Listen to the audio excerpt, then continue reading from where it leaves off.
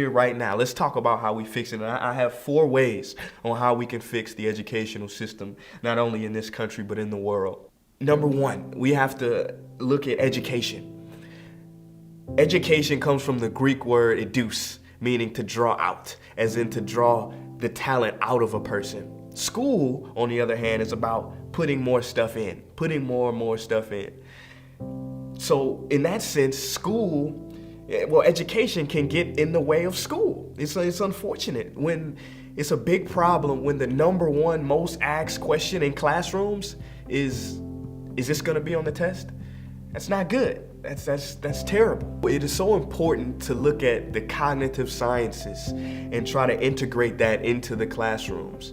Molecular biologist John Medina, he says that if you wanted to create an educational system that was directly opposed to what the brain was good at doing, then you would design a classroom, a modern day classroom. You know, if I told you that students should have less homework, they should wake up later, they should be able to take naps, small naps in between classes, people would call me crazy. But when you look at the cognitive science, when you look at it, you'll see that these things actually enhance learning. Number 2, we have to bring the joy back into the classroom. The brain works best when the person is happy. If a student is stressed out, if they're miserable, how do we expect them to learn efficiently? It's not gonna happen. So we have to bring the joy and the happiness and the fun back into the classroom. Number 3, we have to look at what's working. Countries like Finland, they're doing something, and we have to look at, okay, what are they doing differently? How are their scores and their students outperforming us by so much? What are they doing? Well, it's interesting, their whole paradigm is different.